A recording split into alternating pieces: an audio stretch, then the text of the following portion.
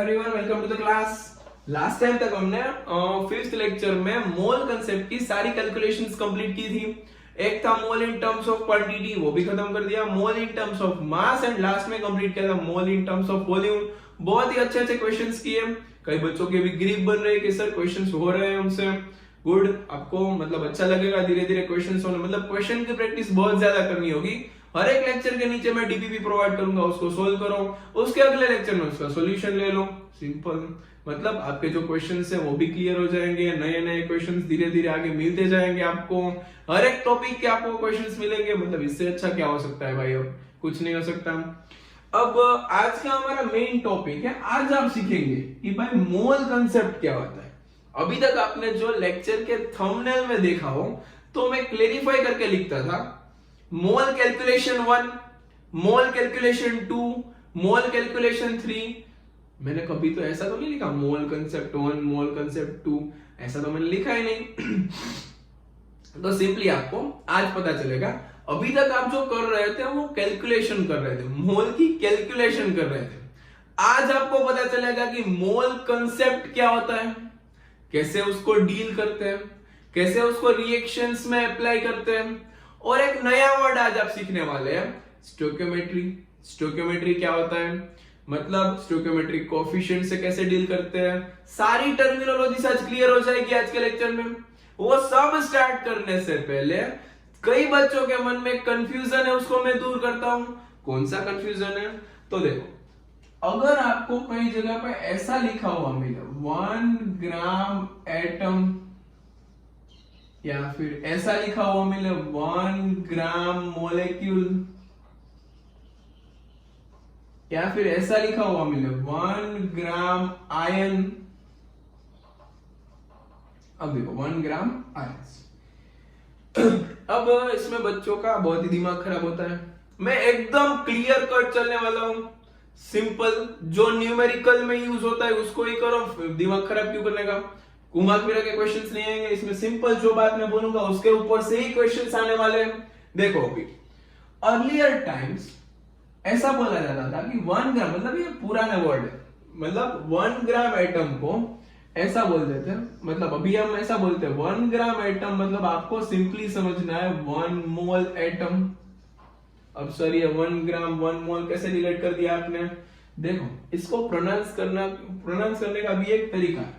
ऐसा नहीं बोलना है 1 ग्राम एटम, ऐसा नहीं करना है कि 1 ग्राम एटम, ऐसे नहीं पढ़ना है। इसको ऐसे पढ़ते हैं 1 ग्राम एटम, 1 ग्राम मोलेक्यूल, 1 ग्राम आयन। मतलब ये ग्राम एटम बोलते थे, उसका मतलब मोल एटम होता है। अभी हम ग्राम एटम की टर्म, मतलब ग्राम एटम बोलते थे, उसका मोल एटम। ऐसा नहीं रिलेट कर देना कि भाई 1 ग्राम इज इक्वल टू 1 मोल। मैं रिपीट कर रहा हूं, इसको ऐसे प्रोनाउंस करना है 1 gram atom, it means 1 mole atom. अभी के मतलब जो सिनेरियो के हिसाब से, जो नई टर्मिनोलॉजी से उसके हिसाब से 1 ग्राम एटम नहीं बोलना है, 1 मोल एटम बोलना है। इसकी हेल्प से आपकी सारी कैलकुलेशंस इजी हो जाएगी। मतलब कई न्यूमेरिकल्स ऐसे आते हैं जिसके अंदर ऐसा पूछा होता है कि इसके ग्राम एटम फाइंड आउट करो, मतलब आपको मोल एटम फाइंड आउट करने होते हैं। मैं उसका एक क्वेश्चंस दिखाने वाला हूं, इसके बाद 2-3 क्वेश्चन देखेंगे हम। देखो 1 ग्राम मोलेक्यूल, मतलब आपको समझना है 1 मोल मोलेक्यूल। उसके बाद 1 ग्राम आयंस, मतलब 1 मोल आयंस। सब आप सर आप कह कैसे सकते हो ये सारी चीजें। तो भाई रीजन है मेरे पास, कोई इश्यू नहीं है देने में, लेकिन मुझे आपका दिमाग खराब नहीं करना है। क्लियर, मतलब दिमाग में उल्टा सीधा डाल के कंफ्यूजन नहीं करना है। जो क्लियर कट चीजें जो न्यूमेरिकल में यूज होती है वो मैं आपको बता रहा हूं, मतलब अच्छे से आपको पता चलेगा। लेक्चर मतलब सारा पूरा चैप्टर खत्म होने के बाद मैं आपको नोट्स प्रोवाइड करूंगा उसकी, उस नोट्स के अंदर इसका एक्सप्लेनेशन है। लेकिन मुझे एक्सप्लेनेशन आपको प्रोवाइड करके आपका दिमाग खराब नहीं करना है। मैं आपको एकदम सिंपल वे से ले जाना चाहता हूं। सिंपल इतना याद रखो कि जहां पे 1 ग्राम एटम लिखा है, ऐसा पूछे how many gram atoms are there in this, तो आपको समझना है how many mole atoms are there in this. समझ में आ रहा है, क्लियर हो रहा है अभी।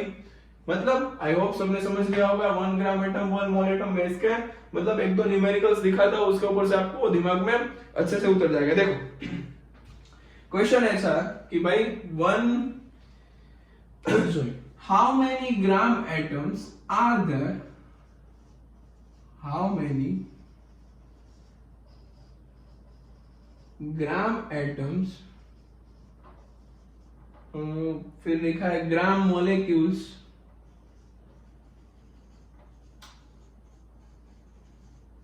And gram ions are there in 98 gram H2SO4। इसके अंदर मैंने तीनों चीज इंक्लूड कर ली। ऊपर का नोट डाउन कर लो, मैं एकदम सिंपल वे से इसको एक्सप्लेन करता हूँ। देखो ऊपर का नोट डाउन कर लेना और सिंपल वे से चलना, कंफ्यूज होने की जरूरत नहीं है। किसी को एक्सप्लेनेशन चाहिए तो मैं दे सकता हूँ, उस पर भी मुझे कोई इश्यू नहीं है, लेकिन भाई जहां तक दिमाग खराब ना हो और इजीली सारी चीजें हो जाए तब तक मेरा मानना है कि उसको कॉम्प्लिकेटेड नहीं बनाना चाहिए, हमारे लिए अच्छी बात है। क्लियर? देखो how many gram atoms, gram molecules and gram ions are there in 98 gram H2SO4। इसका मीनिंग आपको ऐसा निकलना है, हाउ मेनी ग्राम एटम्स मतलब how many moles of atoms, how many moles of molecules and how many moles of ions are there in 98 gram H2SO4। अब पहले मैं molecules find करूंगा क्योंकि H2SO4 itself एक मोलेक्यूल है, तो वहां से मोल्स निकाल के मतलब इजी रहेगा कैलकुलेशन। अब देखो यहाँ का मतलब सॉल्यूशन में यहाँ पे ऊपर कर रहा हूं, देखना अच्छे से इसका सॉल्यूशन। पहले मैं फाइंड कर रहा हूं ग्राम मोलेक्यूल्स। ग्राम मोलेक्यूल्स मतलब आपको समझना है मोल molecules, how many moles molecules are there in H2SO4। तो देखो number of moles is equal to given mass upon molar mass। given mass है 98, H2SO4 का मोलर मास भी 98 होता है, चाहो तो आप कैलकुलेट कर सकते हो। 2 + 32 + 64 is equal to 98। It means total हो गया 98, आंसर आ गया 1 मोल। इट मींस इसके अंदर 1 मोल H2SO4 है। हाउ मेनी मोल मोलेक्यूल्स, कितने मोल मोलेक्यूल्स H2SO4 के, सिंपल मीनिंग निकलता है कितने मोल H2SO4 है। कितने मोल मोलेक्यूल्स बोले, कितने मोलेक्यूल्स नहीं पूछा, कितने मोल मोलेक्यूल्स है। तो 1 मोल मोलेक्यूल्स ऑफ H2SO4, ये याद रखना है। 1 मोल मोलेक्यूल इसके अंदर है। क्लियर? दिमाग में उतर रहा है? 1 मोल जितने मोलेक्यूल इसके अंदर है। क्लियर? मतलब इसके अंदर 6.022 into 10⁻23 मोलेक्यूल्स है। ये हो गई फर्स्ट क्वेश्चन की बात। अब आपको पूछा है ग्राम मोलेक्यूल्स के बाद हम बात करते हैं ग्राम एटम्स की। It means how many mole atoms are there. Simple. अब देखो 1 मोल के अंदर, 1 मोलेक्यूल के अंदर, चलो 1 मोलेक्यूल के अंदर 7 एटम्स होते हैं, हमने देखा हुआ है। 2 + 1 + 4, 3 + 4 = 7। 1 मोलेक्यूल H2SO4 के अंदर 7 एटम्स, तो भाई 6.022 into 10⁻23 मोलेक्यूल के अंदर कितने एटम्स मिलेंगे आपको। मैं नीचे का इरेज कर रहा हूं, वो भी आपको याद रह गया होगा, फिर क्वेश्चंस को नोट डाउन कर लेना अच्छे से। 3 क्वेश्चन है इसके अंदर। चल अब 1 मोलेक्यूल के अंदर 7 एटम है, तो इतने मोलेक्यूल मतलब 1 मोल मोलेक्यूल के अंदर कितने एटम रहेंगे। सिंपल फील करते जाना। 1 मोलेक्यूल के अंदर 7 एटम होते हैं, हमारे पास कितने मोलेक्यूल है। 1 मोल मोलेक्यूल के अंदर कितने एटम होते हैं। तो भाई इसको हम सिंपली ऐसा लिख सकते हैं 7 into Na। It means 7 mole atoms of मतलब 7 mole atoms are there in 98 gram H2SO4। Simple बात थी। यहाँ पे 1 मोल molecules of H2SO4 in 98 gram H2SO4। दिमाग में उतर होगा, एक बार रिवाइज करवाता हूं। क्वेश्चन पूछा था ग्राम मोलेक्यूल्स, आपको समझना है मोल मोलेक्यूल्स, कितने मोल मोलेक्यूल्स है, इट मींस कितने मोल है। सिंपल दिमाग में उतर सकते हो। 1 मोल मोलेक्यूल्स है, it means 6.022 into 10 to the power 23 molecules बोलूं या फिर एक मोल मोलेक्यूल बोलूं, दोनों एक ही बात है। क्लियर? यहाँ पे पूछा है ग्राम एटम्स, एक मोलेक्यूल के अंदर 7 एटम होते हैं, तो इतने मोलेक्यूल के अंदर कितने एटम हुए? इट मींस एक मोल मोलेक्यूल के अंदर कितने एटम हुए? तो भाई एक के अंदर 7, तो भाई इतने मतलब एक मोलेक्यूल के अंदर 7 एटम, तो एक मोलेक्यूल के अंदर 7 इंटू सिंपल मतलब इतने मोलेक्यूल के अंदर 7 इंटू Na एटम्स। अब पूछा है ग्राम आयन, सिंपल थर्ड वन, ग्राम आयंस। देखो इधर, अगर एक मोलेक्यूल के अंदर आपको बोला जाए कितने आयन्स है, तो भाई H2SO4 का आयोनाइजेशन सीख लो यहां पे मेरे साथ। H2SO4 का आयोनाइजेशन सीख लो। इसको ऐसे आयोनाइज करते हैं 2H plus and SO4 minus 2। देखो यहाँ पे SO4 1 टाइम है, हाइड्रोजन 2 टाइम है, तो 2H प्लस SO4 माइनस 2 दोनों का चार्ज न्यूट्रल होना चाहिए। 2 times plus 1 and minus 2 times plus 1 and minus 2 मतलब plus 2 minus 2 0। 2H plus and एक SO4, total 3 ions are there in one molecule of H2SO4। It means एक molecule के अंदर 3 ions available होते हैं, सिंपल। देन यहाँ पे कितने हमारे पास कितने मोलेक्यूल है, तो एक मोल मोलेक्यूल के अंदर कितने आयन्स होंगे? सिंपल सी बात है, एक मोलेक्यूल में 3 आयन, तो एक मोल हमारे पास कितने मोलेक्यूल है? एक मोल मोलेक्यूल है।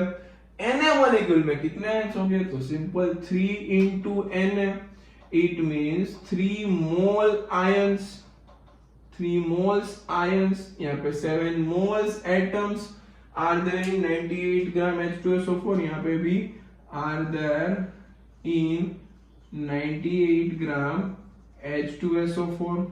सिंपल। देखो एक बार रिवाइज करते हैं। क्वेश्चन कुछ ऐसा था, समझो, ओल्ड टर्मिनोलॉजीज में ग्राम एटम्स मतलब मोल एटम्स, ग्राम मोलेक्यूल्स मोल मोलेक्यूल्स, ग्राम आयंस मोल आयंस। कंफ्यूज नहीं करना, इसलिए रीजन नहीं बताया मैंने आपको। रीजन भी है लेकिन जानने की जरूरत नहीं है उसकी। क्लियर? मतलब कैलकुलेशंस है, कुछ कैलकुलेशंस करनी पड़ेगी, फिर उसका प्रूफ वो निकलता है, उसमें कोई इशू नहीं है ना। अगर ऐसा बोला जाए कि भाई how many gram molecules are there in 98 gram H2SO4, it means 98 gram H2SO4 के अंदर कितने ग्राम मोलेक्यूल है? सिंपल लैंग्वेज में 98 ग्राम H2SO4 के अंदर कितने मोल मोलेक्यूल है? तो भाई 98 ग्राम H2SO4 के अंदर एक मोल मोलेक्यूल है। दिमाग में घुस रहा है? एक mole molecules are there in 98 gram H2SO4। 7 moles atoms are there in 98 gram H2SO4 and 3 moles ions are there in 98 gram H2SO4। अगर प्लीज अभी भी समझ में नहीं आए तो रिवाइंड करके देखो तो 2-3 बार। अब मेरी एनर्जी खत्म हुई, मैंने बहुत ही एफर्ट लगा दिया आपको समझाने के लिए, ठीक है? I am done from my self. अब अच्छी से एक बार इसको रिवाइज कर लो आप, या फिर रिवाइंड करके देख लो। यहाँ पे मैंने मतलब पूरा समझा दिया, और ये सारी चीजें मतलब इसके रिलेटेड जो क्वेश्चन है आपको डीपीपी में मिल जाएंगे। और ग्राम एटम सीखना थोड़ा सा जरूरी है, तो ये मैंने बता दिया। नोट डाउन कर लीजिए इसको। चलो, सबने नोट डाउन कर लिया होगा, सबको अच्छे से समझ में आ गया होगा। नहीं आया तो प्लीज 1-2 बार देखो, और मुझे कॉल कर सकते हो, मुझे कोई इश्यू नहीं है। मुझे फोन करके दूसरी बार भी समझ सकते हो। अब नेक्स्ट वर्ड आपको मैंने बोला था कि भाई नया वर्ड इंट्रोड्यूस करने वाले हैं। कौन सा वर्ड है वो? स्टोइकियोमेट्री। अब स्टोइकियोमेट्री क्या होता है? स्टोइकियोमेट्री कोफिशिएंट, वो सारी चीजें। देखो, अगर मैं ऐसी बात करूं, मैं स्टोइकियोमेट्री को मोल से रिलेट करने वाला हूं। स्टोइकियोमेट्री क्या है वो भी समझा दूंगा। अगर मैं एक रिएक्शन लिखूं H2 plus Cl2 gives HCl, तो पहली बार तो ये रिएक्शन बैलेंस होनी चाहिए। देखो 2H2 सॉरी, यहाँ पे डायरेक्टली 2 लगा तो मतलब ये हो गई बैलेंस। और आप सबको पता है कि जब हाइड्रोजन गैस क्लोरीन गैस के साथ कंबाइन करता है तो HCl गैस का फॉर्मेशन होता है। और जब HCl गैस को आप यूज करना चाहो तब वो एक्वस सॉल्यूशन बना के यूज करते हो, सबको पता है, वो सारी चीजें बेसिक बात है। अब मैं ऐसा बोल सकता हूं 1 1 2, तो यहाँ पे जो आगे H2 के आगे, Cl2 के आगे और HCl के आगे जो यहाँ पे मैंने डिजिट्स लगाया है, इसको बोलते हैं स्टोइकियोमेट्रिक कोएफिशिएंट्स। Stoichiometric coefficient. अब स्टोइकियोमेट्रिक कोएफिशिएंट तो आ गया, इसको हम मोल के साथ रिलेट करेंगे। कैसे? तो देखो भाई, बहुत ही छोटी बात है, ऐसा बोलना सही नहीं रहेगा कि एक molecule, one molecule reacts with one molecule to form two molecule। अब देखो यहाँ पे तो कोइंसिडेंटली 1 1 आ रहा है, मैं दूसरा एग्जांपल भी दिखाऊंगा जिसके अंदर अलग भी आएगा। one molecule reacts with one molecule to form two molecule। अब अगर मुझे ऐसा बोलना हो कि भाई 3 molecules reacts with 3 molecules to form, यहाँ पे देखो 3 टाइम क्या है, यहाँ पे हो जाएगा 6 मोलेक्यूल्स। आप बोलेंगे सर बिल्कुल सही है, बिल्कुल बोल सकते हो, कोई इश्यू नहीं है। अगर मैं ऐसा बोलूं कि Avogadro number of molecules reacts with Avogadro number of molecules to form 2 Avogadro number of molecules. सही बात है सर, ये भी बोल सकते हो। तो एवोगैड्रो नंबर को मैं 1 मोल भी बोल सकता हूं। 1 mole reacts with 1 mole to form 2 mole. Sir ये क्या कर दिया आपने? तो देखो भाई, स्टोइकियोमेट्रिक कोएफिशिएंट जो आपको मिल रहा था उसको मैंने मोल के साथ रिलेट कर दिया। अब हम एक मोलेक्यूल जैसे छोटी बात नहीं करेंगे, हम बड़ी बात करने वाले आज से। बड़ी बात मतलब आपको बोलना है कि एक मोल H2 reacts with 1 mole of chlorine gas to form 2 molecule of hydrochloric acid gas. Simple. तो आज से आपको यहाँ पे मोलेक्यूल की जगह पे मोल बोलना है। तो कई बच्चे फिर मुझे पूछेंगे कि सर आप मोल, अब देखो कई बच्चे ऐसा करते हैं, सर ये तो मोलेक्यूल का शॉर्ट फॉर्म है मोल। ऐसा नहीं है, मोलेक्यूल मतलब एक मोलेक्यूल है, एक मोल मतलब कितने सारे मोलेक्यूल है, हेक्सिलियन बोलते हैं उसको, मतलब बहुत ही सारे मोलेक्यूल्स हो गए।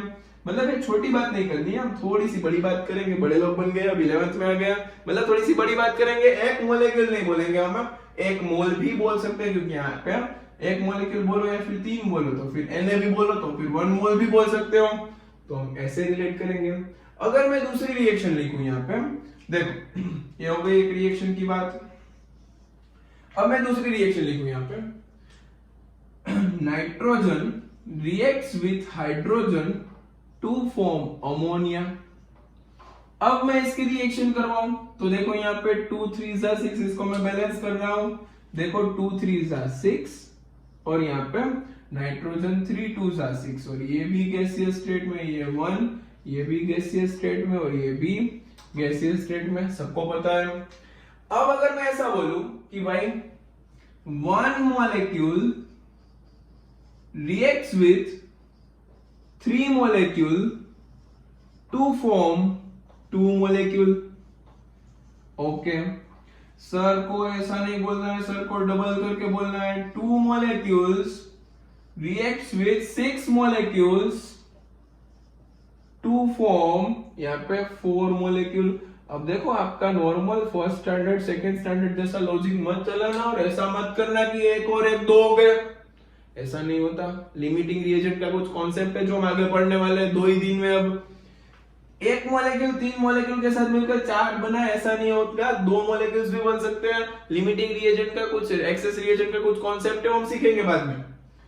अब देखो ये तो हमारे सामने था, एक मोलेक्यूल 3 के साथ रिएक्ट करके 2 बना रहा है, वो तो हमारे सामने था बैलेंस केमिकल रिएक्शन के अकॉर्डिंग।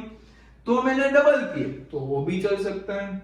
अब अगर मैं ऐसा करूं कि Na number of molecule reacts with 3Na number of molecules to form 2Na number of molecules, sir ये भी चल सकता है।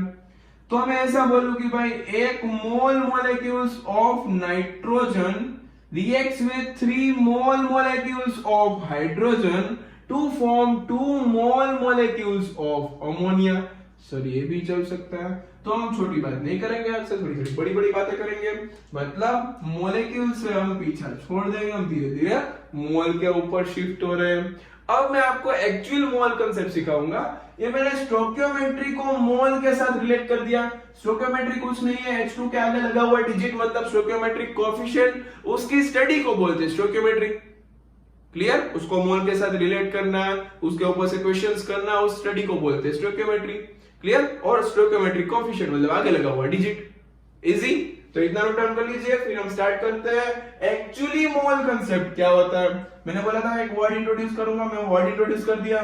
मतलब ये पूरी स्टडी को स्टोइकियोमेट्री, इसको स्टोइकियोमेट्रिक कोएफिशिएंट और उसको मैंने मोल के साथ रिलेट कर दिया। मोल कैलकुलेट करना भी सीख लिया, ग्राम एटम भी सीख लिया। अब सारी चीजों को मिलाकर हम मोल कंसेप्ट में अप्लाई कर देंगे। लिख लीजिए इसको। अभी मैं आपको एक लास्ट चीज फील करवाता हूं, इसी के रिलेटेड कुछ एक लास्ट चीज, उसके बाद मोल कंसेप्ट, लास्ट चीज। ठीक है सर, कब से लास्ट लास्ट बोल रहे हो और क्या है उसमें इतना सरप्राइज जैसा दिखाई नहीं रहे हो? कुछ नहीं है, रुक जाओ 2 मिनट। देखो, nitrogen gas reacts with hydrogen gas to form ammonia gas। Sir हमें कब से पता है? ये तीसरी बार बोल चुके हो आप। कितनी बार बोलना है आपको? सिंपल, यहाँ पे कितना लग जाएगा? 2 3 जा 6, 3 2 जा 6। सर ये भी हमें पता है। चल, एक मोलेक्यूल, तो सर अब स्टार्ट मत करना, फिर से एक बार लिखना पड़ेगा। 1 molecule of nitrogen reacts with 3 molecule of hydrogen to form 2 molecules of ammonia। Okay, अब मैं कुछ मगजमारी डबल नहीं करूंगा, मैं सीख चुका हूं, मुझे डबल नहीं करना, मुझे अब आ गया है। मैं डायरेक्टली इसको मोल के साथ रिलेट कर दूंगा कि भाई 1 mole nitrogen reacts with 3 mole of hydrogen to form 2 mole of ammonia. चलो यहाँ पे भी ये बात भी हो गई। अब देखो, मैं इसको थोड़ा सा अलग चीज के साथ रिलेट करूंगा। 1 मोल मतलब कितना मास होता है? तो भाई 1 मोल मतलब यहाँ पे उसका एटॉमिक मास। तो नाइट्रोजन तो मोलेकुलर मतलब मोलेकुलर मास। तो मैं ऐसा बोल सकता हूँ क्या? यहाँ पे नाइट्रोजन का 1 का होता है 14, 2 का हो जाएगा 28 gram nitrogen reacts with 3 2 6 gram of hydrogen to form nitrogen and hydrogen. यहाँ पे 17 2 34 ग्राम। अब यहाँ पे आप कंजर्वेशन लगा सकते हो, 28 + 6 = 34। तो भाई मास कंजर्वेशन लग सकता है, मास कंजर्वेशन अप्लाई हो सकता है यहाँ पे। बाकी कोई चीज यहाँ पे अप्लाई, यहाँ पे देखो मोल्स के कंजर्वेशन ऐसा कुछ नहीं है, मोलेक्यूल का भी कंजर्वेशन नहीं है। अब एक चीज मैं ऐसे लिखूं, 1 मोल मतलब 6.022 into 10⁻23 एटम्स। यहाँ पे मोलेक्यूल है तो मैं मोलेक्यूल लिखूंगा। Reacts with 3 into 6.022 into 10⁻23 molecules to form 2 into 6.022 into 10⁻23 molecules। Okay, तो देखो यहाँ पे मोलेक्यूल्स का भी कंजर्वेशन ऐसा कुछ भी नहीं है। अब तीनों गैस में तो मैं उसके ऊपर वॉल्यूम भी लगा सकता हूं। देखो 1 मोल मतलब एसटीपी पे बोला जाए तो 22.4 litre reacts with 3 into 22.4 litre to form 2 into 22.4 litre. Easy एकदम। तो ये सारी चीजें आपको रिलेट करनी आनी चाहिए, इसलिए मैंने आपको पहले से सिखा दिया। क्वांटिटी के टर्म में, मास के टर्म में और वॉल्यूम के टर्म में स्टोइकियोमेट्री को रिलेट करवा दी मैंने। क्लियर? अब हम मोल कांसेप्ट स्टार्ट करेंगे। फाइनली इतना नोट डाउन कर लीजिए। चलो नोट डाउन कर लिया होगा सबने। अब नेक्स्ट मैं एक इक्वेशन लिखने जा रहा हूं, फिर हम उस इक्वेशन को प्रूफ करेंगे कि इक्वेशन कैसा है, और वो इक्वेशन है मोल कांसेप्ट का। फिर हम रेडॉक्स रिएक्शन में इक्विवेलेंट कांसेप्ट पढ़ेंगे, उसके अंदर वो इक्वेशन देखेंगे फिर से। देखो ये रिएक्शन में एक लिख रहा हूं, A + B gives C + D। अब इसके आगे कुछ कोएफिशिएंट्स हैं A B C और डी, इसको आप स्टोइकियोमेट्रिक कोएफिशिएंट बोल सकते हो। थोड़ी देर पहले हमने ये सीख लिया है, इसको क्या बोलते हैं, स्टोइकियोमेट्रिक कोएफिशिएंट। अब मैं एक इक्वेशन लिखूंगा, moles of A upon stoichiometric coefficient of A is equal to moles of B upon stoichiometric coefficient of B is equal to moles of C upon stoichiometric coefficient of C is equal to moles of D upon stoichiometric coefficient of D। अब ये कैसे आया, कैसे proof कर रहा है इसको? देखो, इस इक्वेशन को आप कभी गलत नहीं प्रूफ कर सकते। अगर आप यहां से A के मोल्स को उसके स्टोइकियोमेट्रिक कोएफिशिएंट के साथ डिवाइड करो तो ऑलवेज B के मोल्स को B के स्टोइकियोमेट्रिक कोएफिशिएंट के साथ डिवाइड करो तो इन दोनों का आंसर ऑलवेज इक्वल आएगा। इवन इसका इसके साथ भी आंसर इक्वल आएगा, इसका इसके साथ भी आंसर इक्वल आएगा। इसका फायदा क्या है? देखो, अगर आपको इसके मोल्स गिवन है, इसका stoichiometric coefficient balance chemical reaction मतलब वो भी पता है, इसका स्टोइकियोमेट्रिक कोएफिशिएंट वो भी पता है आपको। चलो यहाँ पे क्या हो जाएगा, डी, मतलब इसका स्टोइकियोमेट्रिक कोएफिशिएंट भी पता है, तो आप इन दोनों को रिलेट करके इसका मोल निकाल सकते हो। कैसे? तो एक एग्जांपल लेते हैं। देखो यहाँ पे, अगर मैं एक रिएक्शन ले लूं, nitrogen plus hydrogen gives ammonia, इसको मैं बैलेंस करूं तो इधर क्या आ जाएगा, 2 3 6, यहाँ पे 3 2 6, यहाँ पे 1। अब मैं इस रिएक्शन के लिए ऐसे इक्वेशन लिखूं तो कैसे लिख पाऊंगा? देखो, moles of nitrogen upon stoichiometric coefficient of N2 is equal to moles of hydrogen upon stoichiometric coefficient of hydrogen is equal to moles of ammonia upon stoichiometric coefficient of ammonia। हो गया ये। अब आपको पता है, देखो ये एक रफ कैलकुलेशन करो, 5 मोल नाइट्रोजन ले लूं तो उसके साथ यहाँ पे कितना हाइड्रोजन चाहिए, तो इसको मैंने 5 से मल्टीप्लाई किया था, इसको भी 5 से मल्टीप्लाई करो तो यहाँ पे 15 अमोनिया मतलब 15 हाइड्रोजन चाहिए। और इसमें से क्या बनेगा, तो इसको भी 5 से मल्टीप्लाई करो तो 10 मोल्स ऑफ अमोनिया आपको मिल जाएगा। अब मैं इसको प्रूफ करता हूं। मैं आपको ऐसा बोल दूं कि मेरे पास 5 मोल नाइट्रोजन है तो उसमें से अमोनिया कितना बनेगा। क्लियर? 5 मोल नाइट्रोजन को हाइड्रोजन के साथ रिएक्ट करने पे अमोनिया कितना बनेगा। तो मैंने किन दोनों की बात की, एक नाइट्रोजन की बात की, एक अमोनिया की बात की, तो इन दोनों को बाहर निकाल लो। Number of moles of nitrogen upon stoichiometric coefficient is equal to number of moles of ammonia upon stoichiometric coefficient of ammonia. चलो, मैंने मोल्स ऑफ नाइट्रोजन आपको बता दिया कि मोल्स ऑफ नाइट्रोजन मेरे पास 5 है, 5/1 is equal to moles of ammonia मैंने आपको पूछे बाय 2। इस 2 को ऊपर ले लो तो मोल्स ऑफ अमोनिया आपको कितने मिलेंगे, 10। यहाँ पे देखो कितने मोल्स थे आपके पास, 10। मतलब अब इसका रेशियो भी आपको इक्वल करना, तो देखो 5/1 इज इक्वल टू 10/2, तो मतलब इन दोनों का रेशियो 5:1 5:1, मतलब सिंपल सेम रेशियो आ गया। तो यही है एक्चुअली मोल कंसेप्ट। स्टोइकियोमेट्रिक कोएफिशिएंट को मोल के साथ डिवाइड करो, मतलब जितने भी रिएक्टेंट है प्रोडक्ट उन सबके स्टोइकियोमेट्रिक कोएफिशिएंट को उसके मोल के साथ डिवाइड करने पे दोनों का जो रेशियो मिलेगा वो चारों के लिए सेम मिलेगा, या फिर जितने भी रिएक्टेंट है जितने भी प्रोडक्ट है उन सबके लिए सेम मिलेगा। इसको ही बोलते हैं मोल कंसेप्ट एक्चुअली में। अगर आपको रिएक्शन में एक चीज गिवन है और उसका मास गिवन है तो उसको इसके साथ रिलेट करके दूसरा आप फाइंड आउट कर सकते हो इजीली। दूसरी भी मेथड्स है फाइंड आउट करने की, लेकिन अभी हम स्टार्ट कर रहे हैं धीरे धीरे। मतलब आपको मैंने पहली मेथड प्रोवाइड कर दी कि मोल कंसेप्ट को ऐसे लगा सकते हो आप, इसके ऊपर से ऐसे मोल्स फाइंड आउट कर सकते हो। अब इस कॉन्सेप्ट के ऊपर मैं आपको 3-4 क्वेश्चंस कराऊंगा, जल्दी से नोट डाउन कर लो। क्वेश्चंस के ऊपर से आपको ज्यादा क्लियर हो जाएगा कि सर कहना क्या चाहते हैं। सिंपल ये चीज आपको याद रखना है और इस रिएक्शन के ऊपर इसको अप्लाई करना है। जल्दी से नोट डाउन कर लीजिए। चलो, अब आपको क्वेश्चन दिख रहा है, उस क्वेश्चन को मोल कंसेप्ट की हेल्प से आपको सोल्व करना है।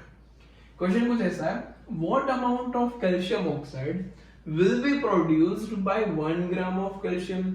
अगर आपके पास 1 ग्राम कैल्शियम है उसके ऊपर से आप कैल्शियम ऑक्साइड कितना बना सकते हो। क्वेश्चन में आपको कुछ ऐसा पूछा है।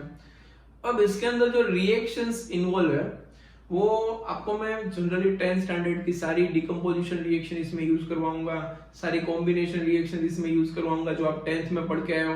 ये रिएक्शन इसमें यूज करो, मतलब अभी के लिए सफिशिएंट है। आगे जो नई नई रिएक्शंस आएंगी उसको आपको याद रखना पड़ेगा कि ये रिएक्शन डिकम्पोजिशन रिएक्शन को आपको याद ही रखना पड़ेगा।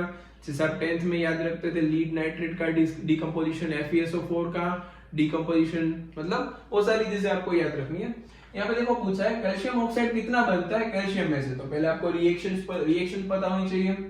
When calcium reacts with oxygen it will form calcium oxide, ये आपको पता होना चाहिए। अब इसको बैलेंस करो, कैल्शियम कैल्शियम बैलेंस, ऑक्सीजन यहाँ पे 2 है तो यहाँ पे 2 लगा दिया और यहाँ पे भी 2 लगा दिया, मतलब बैलेंस हो गया। अब इसके स्टोइकियोमेट्रिक देखो, मोल कंसेप्ट लगाने के लिए बैलेंस केमिकल रिएक्शन रिक्वायर्ड है, मतलब आपकी रिएक्शन कंप्लीटली बैलेंस होनी चाहिए। अब इसके ऊपर से मैं ऐसी इक्वेशन लिख सकता हूं क्या, number of moles of calcium by 2 is equal to number of moles of oxygen by 1 is equal to number of moles of calcium oxide by 2। मतलब मैंने इसके अंदर मोल कंसेप्ट अप्लाई कर दिया। अब थियरी तो है ना, मतलब यहाँ पे कुछ लिखना नहीं है, अप्लाइंग मोल कंसेप्ट ऐसा कुछ नहीं है, मतलब एमसीक्यू इसके अंदर से डायरेक्टली सोल्व करने होते हैं। मोल्स ऑफ कैल्शियम मतलब क्या होगा, तो कि भाई given mass upon molar mass, moles of calcium यहाँ पे देखो मास के टर्म में बात हो रही है, और कैल्शियम और कैल्शियम ऑक्साइड का रिलेशन है तो मैं इन दोनों के बीच में रिलेशन लगाऊंगा और बीच वाले को नहीं लिखूंगा। मोल्स क्योंकि दोनों तीनों इक्वालिटी में, moles of calcium by 2 is equal to moles of calcium oxide by 2, simple. अब इन दोनों को मैं ऊपर ले लेता हूं, 2 इंटू मतलब यहाँ पे देखो क्या हो जाएगा, 2 into number of moles of calcium given mass upon molar mass is equal to, यहाँ पे क्या हो जाएगा, ये 2 इधर आ गया, 2 इधर, मतलब 2 into given mass of calcium oxide upon molar mass of calcium oxide. Okay, इसको M1 इसको M मतलब इसको M1 बोलते थे, इसको M2 और इसको भी M2, मतलब थोड़ा सा अलग हो जाएगा। गिवन मास कितना है 1 ग्राम, 2 इंटू 1 अपॉन कैल्शियम का मोलर मास 40, यहाँ पे देखो 2 इंटू कैल्शियम ऑक्साइड का गिवन मास, वही तो हमें नहीं पता है, वही तो हमें फाइंड आउट करना है, और कैल्शियम ऑक्साइड का मोलर मास, तो कैल्शियम ऑक्साइड का मोलर मास कितना होता है, कैल्शियम का 40 और ऑक्सीजन का मोलर मास होता है 16, 40 प्लस 16 मतलब टोटल हो जाएगा आपके पास 56, मतलब मैं इसको यहाँ पे 56 लिख देता हूं। अब इसमें से आप M2 निकाल लो तो डायरेक्टली पता चल जाएगा कि कैल्शियम ऑक्साइड का मास कितना प्रोड्यूस हो रहा है, तो इसमें से सिंपली यहाँ पे 2 कट भी कर सकते हो आप, इजीली क्वेश्चंस हो जाएंगे। मतलब जल्दी से इसको M2 निकाल लो, इसका आंसर मिलेगा आपको अप्रोक्सीमेटली 10/14। चलो सोल्व करते हैं, ये तो दोनों गए, यहाँ से ही निकाल सकते हो, लेकिन मैंने एक बार रखा आपको पता चले। 56 को ऊपर ले लो, 40 को नीचे, मतलब आपको मिलेगा M2 is equal to 56 upon 40, 14 4 जा मतलब यहाँ पे हो जाएगा 14, यहाँ पे 10, 1.4 ग्राम of calcium oxide will be produced by the help of 1 gram of calcium. अगर आपको ऑक्सीजन रिक्वायर्ड कितना है वो निकालना है तो वो भी आप इजीली इसके ऊपर से निकाल सकते हो, मतलब नोट डाउन कर लीजिए इसको। फिर सेकंड क्वेश्चन ट्राई करते हैं। अब आपको धीरे धीरे आंसर लिखते जाने, अपने आप से सोल्व करने की ट्राई करनी है। क्वेश्चन को लिख लो इसको जल्दी से। नेक्स्ट क्वेश्चन जल्दी से ट्राई करो, आंसर कमेंट बॉक्स में डालो, पता चलेगा आपको समझ में आ रहा है कि नहीं आ रहा। इसके अंदर मोल कांसेप्ट अप्लाई करो, जल्दी से फाइंड आउट करो। देखो क्वेश्चन कुछ ऐसा, what volume of oxygen gas required to react 1 gram of calcium, मतलब again same reaction, calcium plus oxygen gives calcium oxide। इसको बैलेंस कर दो, यहाँ पे 2 यहाँ पे 2 कंप्लीट, यहाँ पे 1। इसका अगर आपको मोल कंसेप्ट का फॉर्मूला लिखना है तो number of moles of calcium by 2 is equal to number of moles of oxygen gas by 1 is equal to number of moles of calcium oxide by 2। अब ऑक्सीजन का और कैल्शियम का रिलेशन है, मतलब इन दोनों को मैं रखूंगा, उसको नहीं रखूंगा। Number of moles of calcium by 2 is equal to number of moles of oxygen by 1। Okay, अब कैल्शियम का मास कुछ गिवन है, मतलब इसको क्रॉस मल्टीप्लाई कर लेते हैं। Number of moles of calcium is equal to 2 into number of moles of oxygen. Number of moles of calcium मतलब given mass upon molar mass, is equal to 2 into, अब oxygen का volume पूछा है तो volume वाला formula ले लो इसका, volume upon 22.4, मतलब यहाँ पे एसटीपीपी है, ऐसा समझ जाना, ये एसटीपीपी फाइंड आउट करना है। अब वॉल्यूम फाइंड आउट करना हो तो क्या करना पड़ेगा, वॉल्यूम इज इक्वल टू 22.4 ऊपर आ गया, 40 तो नीचे है, अपॉन 2b नीचे चला जाएगा, इन दोनों को डिवाइड करने पे आंसर मिलेगा आपको 0.28 लीटर, इसका आंसर हो जाएगा 0.28 लीटर। मतलब आप इजीली समझा सकते हो कि भाई 1 ग्राम कैल्शियम के साथ 0.28 लीटर ऑक्सीजन रिएक्शन करेगा और यहाँ पे कुछ कैल्शियम ऑक्साइड बना देगा। इजी, चलो नोट डाउन कर लो इसको। नेक्स्ट क्वेश्चन यहाँ पे दिख रहा है what weight of oxygen required to react 1 gram of calcium. आगे के क्वेश्चन में था वॉल्यूम, यहाँ पे क्या है वेट, मतलब इजीली मोल कांसेप्ट लगा के आप फाइंड आउट कर सकते हो। अब देखो नेक्स्ट क्वेश्चन कुछ ऐसा है, ये आपको अपने आप से करना है, इजी क्वेश्चन है, आगे के 2 क्वेश्चन कराए उसके जैसे। नेक्स्ट है 245 gram of potassium chlorate is heated, then find out the total weight of oxygen release. Question कुछ ऐसा है कि भाई पोटेशियम क्लोरेट क्या होता है, KClO3, आपसे याद रखना KClO3 को क्या बोलते हैं, पोटेशियम क्लोरेट। उसको करना है हीट, उसको हीट करने पे क्या रिलीज होता है, तो पहले आपको वो पता होना चाहिए, तो मैं बता देता हूँ, नेक्स्ट टाइम से आपको याद रखना पड़ेगा। पोटेशियम क्लोरेट को हीट करने पे KCl+O2 रिलीज होता है। अब क्वेश्चन में पहले तो मतलब स्टोइकियोमेट्रिक कोएफिशिएंट, मतलब बैलेंस करो रिएक्शन को, 2 potassium 2 chlorine 6 oxygen, 2 potassium 2 chlorine 6 oxygen, clear. अब इसका फॉर्मूला लिखो, moles of KClO3 by 2 is equal to moles of KCl by 2 is equal to moles of oxygen by 3, simple एकदम, okay. अब किसका पूछा है, तो कि पोटेशियम क्लोराइड एंड ऑक्सीजन का मतलब रिलेशन है, तो इन दोनों को रखो, इसको निकाल दूं। Number of moles of KClO3 by 2 is equal to number of moles of oxygen by 3, cross multiply कर लो, 3 into given mass upon molar mass of KClO3 and given mass of KClO3, ऐसा भी लिख सकते हो, is equal to 2 into given mass of oxygen upon molar mass of oxygen, ऐसा भी लिख सकते हो।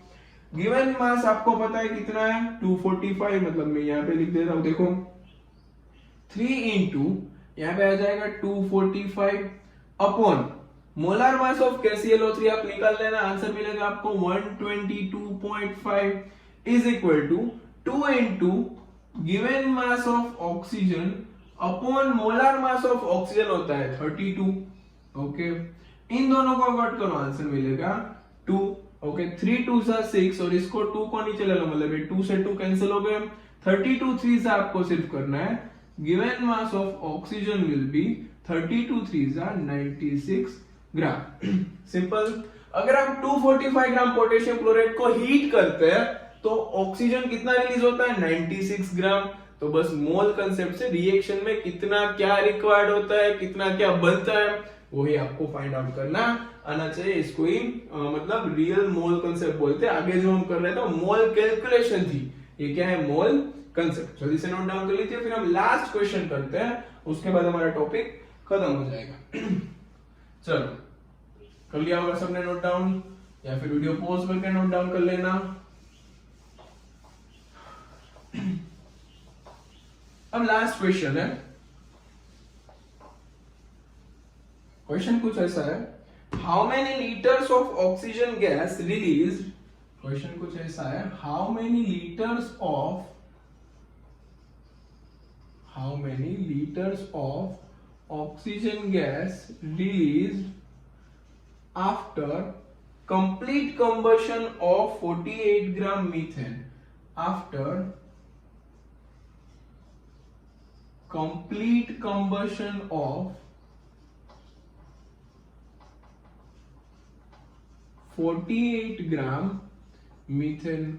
अब देखो ये complete combustion, incomplete combustion 10 standard की रिएक्शन है, आपके दिमाग में होनी चाहिए, मैं एक बार बता दे रहा हूं, एक बार ध्यान से देखना। कंप्लीट कंबशन में क्या होता है, मतलब मैं रिएक्शन डायरेक्टली सिखा रहा हूं, कॉन्सेप्ट आप समझ चुके हो 10 स्टैंडर्ड में। देखो कोई भी हाइड्रोकार्बन होता है, यहाँ पे मीथेन का एग्जांपल ले लेते हैं, वो ऑक्सीजन के साथ रिएक्ट करके अगर कंप्लीट कंबशन कर रहा है तो CO2 plus H2O plus heat and light release होगी। अगर वो इनकम्प्लीट कंबशन कर रहा है, मतलब कंप्लीट इनकम्प्लीट का फॉर्मूला एक बार याद कर लेना कैसे रिएक्शन होती है। अगर मीथेन इनकम्प्लीट मतलब यहाँ पे उसको ऑक्सीजन का सप्लाई सफिशिएंट नहीं मिलता, वो आप पढ़ चुके हो 10th में, तो carbon monoxide plus carbon plus water plus heat and light ये मिलता है। तो ये कंप्लीट इनकम्प्लीट की रिएक्शन एक बार नोट डाउन कर लो, अच्छे से संभाल के रखो। मैं यहाँ पे क्वेश्चन सोल्व करने जा रहा हूँ, अगर किसी को आ रहा है अच्छे से समझने तो प्लीज सोल्व कर दीजिए, अपने खुद से आंसर लिखिए, फिर चेक करिए यहाँ पे आंसर सही आ रहा है कि नहीं आ रहा। यहाँ पे पूछा है मीथेन का कंप्लीट कंबशन, तो मीथेन मतलब CH4, उसका कंप्लीट कंबशन मतलब reaction with O2 to give CO2 plus H2O plus heat and light, वो हमें यहाँ पे नहीं लिखनी होती। इसको बैलेंस करने की मैंने शॉर्ट ट्रिक आपको 10th स्टैंडर्ड में दी हुई है। क्या ट्रिक है? तो भाई CHO से बैलेंस करो, पहले कार्बन को बैलेंस करो, दोनों साइड इक्वल है, फिर हाइड्रोजन को बैलेंस करो, चलो कर लिया, फिर ऑक्सीजन को बैलेंस करो, मतलब आपको इरेज भी नहीं करना पड़ेगा, इजीली हो जाएगा, कुछ करेक्शन करने की भी जरूरत नहीं है, आराम से सोल्व हो जाएगा, आराम से बैलेंस हो जाएगा। अब इसका फॉर्मूला बनाओ। क्या फॉर्मूला बनेगा? Number of moles of methane by 1 is equal to number of moles of oxygen by 2 and number of moles of water by 2।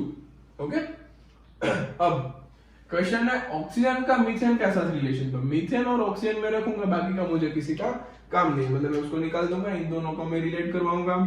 Number of moles of methane मतलब इसको मैं 2 को यहाँ पे ऊपर ले लेता हूँ, 2 into given mass upon molar mass, given mass of methane upon molar mass of methane is equal to number of moles of oxygen, मतलब क्या हो जाएगा, देखो यहाँ पे लीटर पूछा, मतलब मुझे वॉल्यूम वाला फॉर्मूला लिखना चाहिए, volume of gas upon 22.4 into 1, तो 1 ना लिखूं तो मैं चलेगा, 2 एज इट इज।